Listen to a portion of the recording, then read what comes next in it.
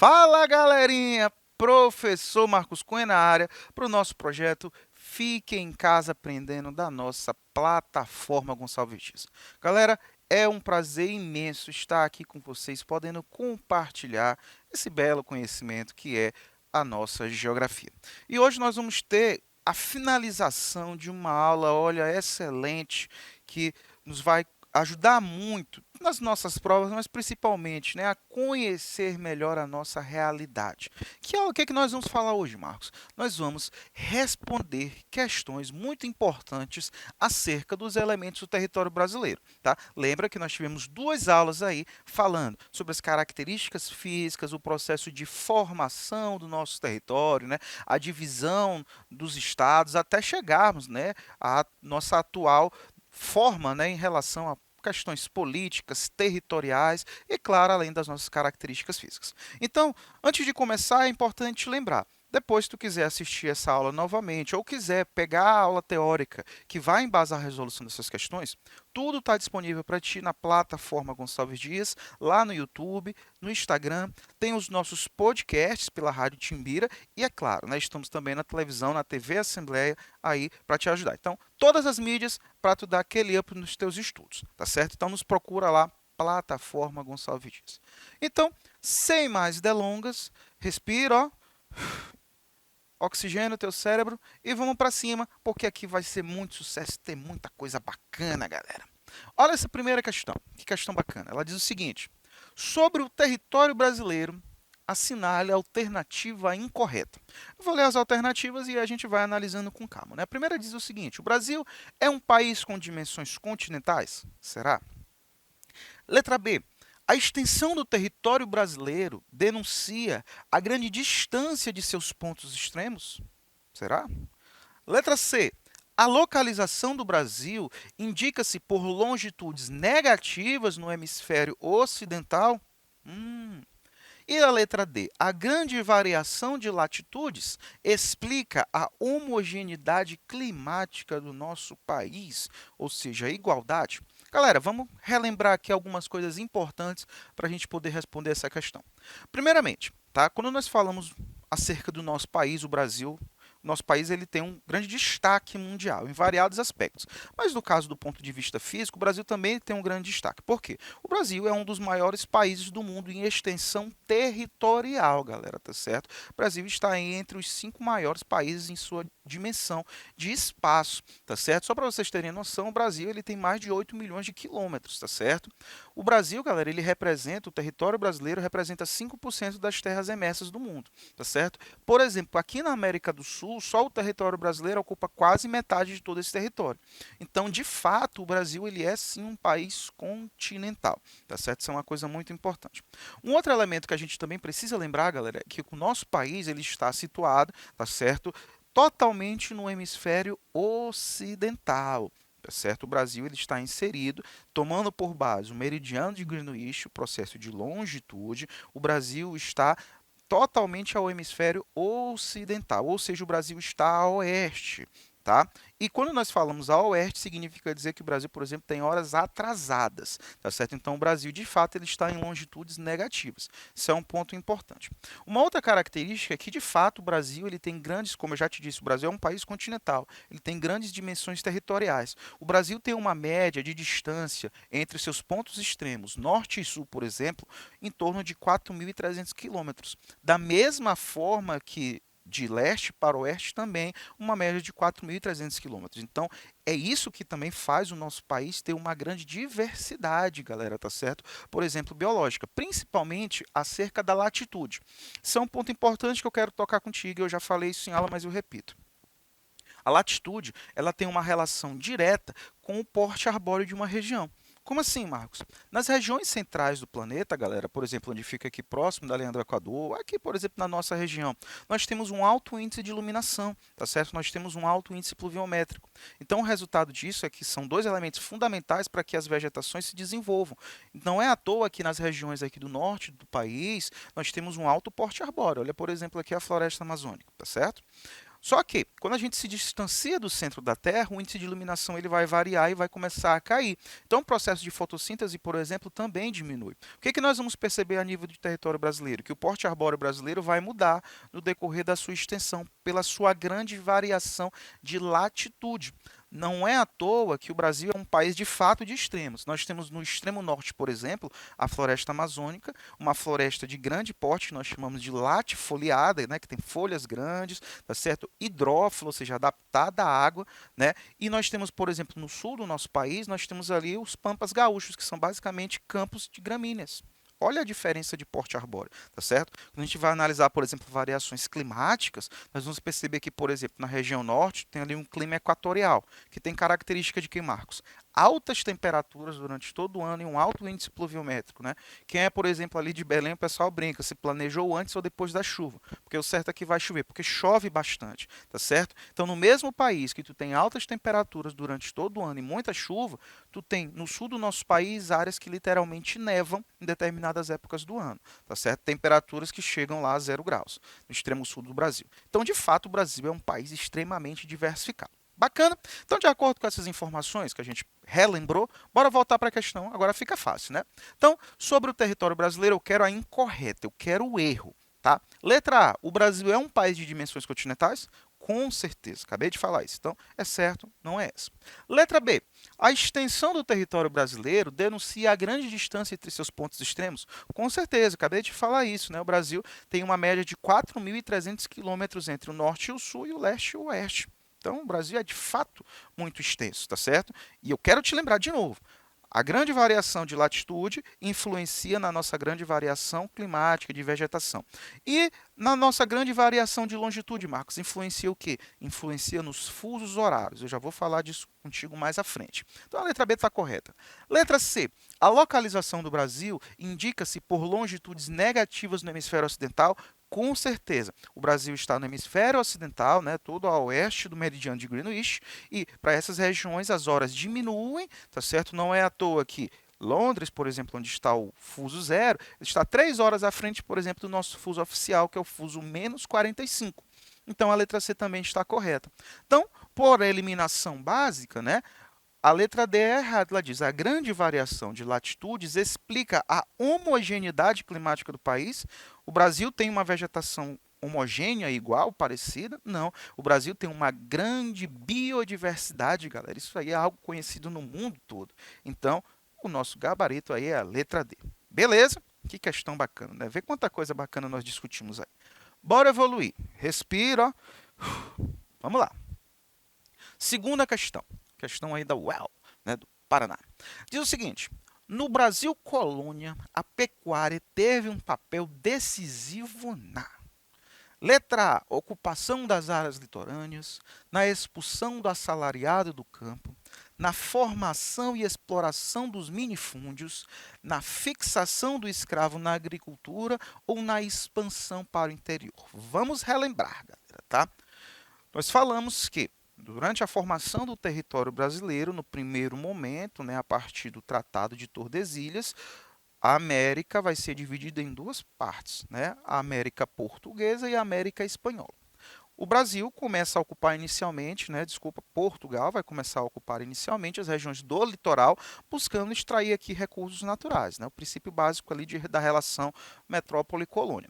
Inicialmente, nós vamos ter aqui no litoral, no primeiro momento, as atividades de pau-brasil, mas principalmente no segundo momento, o grande processo da cana-de-açúcar, né, que vai ser durante muito momento aí o principal ciclo econômico, né, desta região neste período. E aí, galera, e as outras atividades? O que vai acontecer? A pecuária ela vai ter um papel muito importante. Por quê? A partir do momento que o litoral ele está ocupado para uma atividade econômica, a pecuária ela vai começar a se distribuir por outras regiões. Nós vamos ter o início da interiorização, né, para o nosso país das atividades econômicas, buscando novos recursos. Então, nós vamos ter, por exemplo, siga essa linha, você percebe esse ciclo da pecuária adentrando para regiões, inclusive da América Espanhola, galera, tá certo? Então, no norte, nós vamos ter a expansão das atividades da droga do sertão, para a interiorização do nordeste, nós vamos ter a pecuária, e para o sul também, tá certo?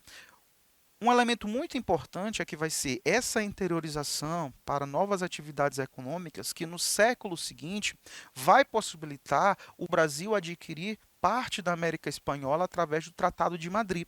E esse tratado vai ser muito importante porque é ele que vai dar as configurações muito semelhantes a que o Brasil tem hoje de território, tá certo?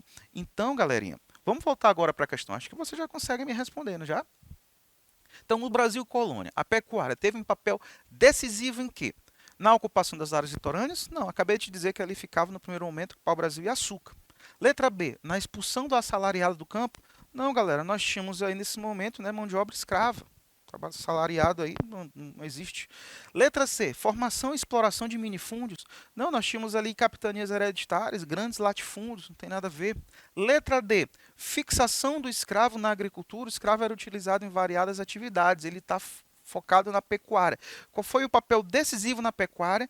Expansão para o interior do nosso país, galera, tá certo? As atividades pecuárias vão ter um papel muito importante para a expansão do interior do Brasil, o que no futuro, no século XVIII, a partir de 1750, vai possibilitar o Brasil a adquirir parte ali da América Espanhola, né, através do Tratado de Madrid, e adquirir a formação territorial, basicamente, que nós conhecemos hoje. Né? Depois o Acre vai ser, né, adquirido e outras regiões, mas o Brasil começa a ter a sua característica territorial a partir desse momento. Bacana? Então, não esquece. Pecuária é muito importante. Beleza? Respira, ó. Bora para a terceira. Questão legal. Olha o que ela te diz. Observe o trecho da notícia a seguir e assinale a alternativa correta. Ela diz o seguinte: devido ao fuso horário, o Acre é o último estado a comemorar 2015. Devido ao fuso e à implantação do horário de verão, o Acre fica com 3 horas de diferença entre Brasília e o Distrito Federal. Por conta disso, enquanto o resto do país estiver comemorando a chegada do Ano Novo, os acreanos ainda estarão a 3 horas de 2015. Tá certo? Uma questão que está falando aí de fuso horário, né? Aí ele te pergunta, né? O Brasil possui oficialmente 4 fusos horários, cuja existência deve-se a quê? Letra A, a grande extensão latitudinal do nosso país. Letra B, a preocupação de manter as diferenças culturais. Letra C, ao grande número de longitudes que o país ocupa. Letra D, a política brasileira de adotar uma maior diversidade de horários. Ou letra E, a necessidade do uso da eletricidade em horas distintas entre regiões. Olha essa imagem. Gente, primeira coisa importante. Isso é uma pergunta que surge muito em sala de aula. Professor, e eu falei isso na aula teórica e repito. Então já me pergunta, professor, não era mais fácil o Brasil só ter 1 hora? Para que ter 4 horas diferentes dentro do território nacional? Para que serve o fuso horário? É simples, gente, tá? O fuso horário ele é estabelecido basicamente para se ter um padrão entre a hora e o dia e a noite. Como assim, Marcos? É simples. O Sol, ele vai iluminar todo o Brasil ao mesmo tempo? O Sol ilumina, por exemplo, todo o nosso planeta ao mesmo tempo? Não. Né? Através do nosso movimento de translação e rotação, principalmente no caso específico de rotação, né, que é o diário, a Terra vai ser iluminada de diferentes formas no decorrer do dia. Então, o que acontece? Pega o território brasileiro. Quando o Sol começa a tocar no território brasileiro, ele não vai tocar de maneira igual em todo o território. O Sol começa a tocar primeiro onde? Começa a chegar primeiro onde? Nas regiões mais a leste. Então, imagina, 7 horas da manhã. O Sol está começando a iluminar aqui, como é que vai estar lá, por exemplo, Fernando de Noronha? Claro. Agora, imagina se o Acre tivesse a mesma hora de Fernando de Noronha, 7 horas da manhã. Como é que estaria o Acre na prática? Se o Sol está iluminando apenas a região de Fernando de Noronha, o Acre estaria escuro, galera, tá certo? Então, o fuso horário ele é estabelecido para justamente acompanhar essa movimentação do Sol. Então, quando for, por exemplo, 7 horas da manhã no Acre, significa dizer que o Sol está ali incisivo sobre aquela região, então 7 horas da manhã está claro. 7 horas da noite significa dizer que o Sol está se pondo, ou seja, vai estar escuro, galera. Esta é a função do fuso horário, tá certo? Não esqueça disso. E no caso, o Brasil ele vai apresentar 4 fuso horários básicos, tá certo? Justamente acompanhando essa movimentação do Sol.